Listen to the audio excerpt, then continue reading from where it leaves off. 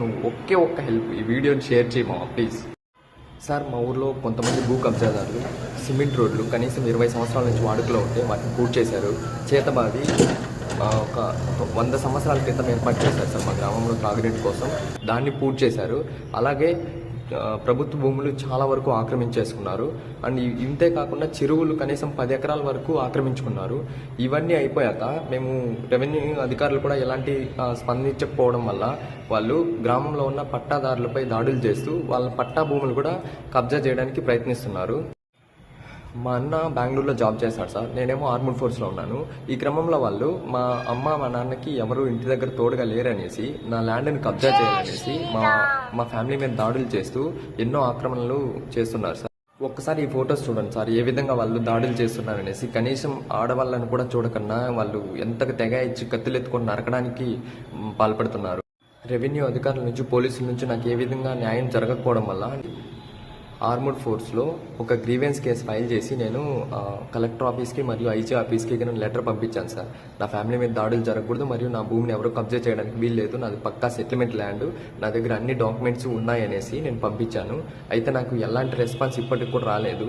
So ఇంకా నాకు response ఏం రాకపోవడం వల్ల నేను లీవ్ తీసుకొని ఇంటికి వచ్చి నేను ఇంకా డైరెక్ట్గా హైకోర్టులో రిట్ పిటిషన్ వేసాను సార్. ఎందుకంటే నా భూమిని సర్వే చేయమంటే కూడా అధికారులు సరిగ్గా రెస్పాండ్ అవ్వడం లేదు. So high court last month April 3వ తేదీన ఒక ఆర్డర్ ఇచ్చింది సార్, నా భూమిని ఖచ్చితంగా 3 monthsలో కొలిచి నాకు ఇవ్వాలని చెప్పి. నేను హైకోర్టు నుంచి ఆర్డర్స్ తెచ్చుకున్నా సరే ఈ కబ్జాదారులు సర్వే వాళ్ళు మా ఊరికి వచ్చి నా ల్యాండ్ను కొలుస్తుంటే ఈ కబ్జాదారులు అనేది కొలవనివ్వడం లేదు సార్.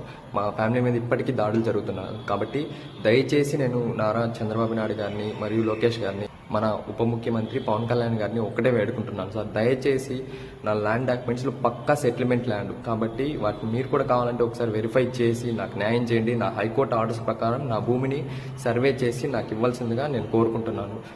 మాకు ఢిల్లీ నుంచి క్లియర్ కట్ ఆదేశాలు వచ్చాయి సార్, ఎటువంటి పరిస్థితుల్లోనా అసలు లీవ్లు ఇవ్వడానికి వీల్లేదనేసి. నేను హైకోర్టు ఆర్డర్స్ ప్రకారం సర్వే చేయడానికి వస్తారని చెప్పి వద్దామనుకున్నాను. సో కుదరడం లేదు. కాబట్టి దయచేసి మీరు నా ఫ్యామిలీకి అండగా ఉంటారని నేను కోరుకుంటున్నాను. మీడియా మిత్రులందరినీ నేను కోరుకునేది ఒకటే, దయచేసి ఈ వీడియో చంద్రబాబు నాయుడు గారికి మరియు మన పవన్ కళ్యాణ్ గారి వరకు చేరేంతలా మీరు ఈ వీడియోని షేర్ చేయాలనేసి మనస్ఫూర్తిగా కోరుకుంటున్నాను. మీరు అనుకుంటే ఏదైనా సాధ్యమవుతుంది. ముఖ్యంగా తెలుగు స్క్రైబ్ అన్నది నేను వేడుకుంటున్నాను. ఎందుకంటే కష్టకాలంలో ఉన్నప్పుడు ఎటువంటి ప్రతిఫలం ఆశించకుండా నాకు హెల్ప్ చేశాడు. అన్న నా భూ కబ్జా జరిగినప్పటి నుంచి నాకు తోడుగా ఉన్నాడు. సో అన్నను నేను మరీ వేడుకుంటున్నాను, అన్న నాకు హెల్ప్ చేయన్నా, థ్యాంక్ యూ.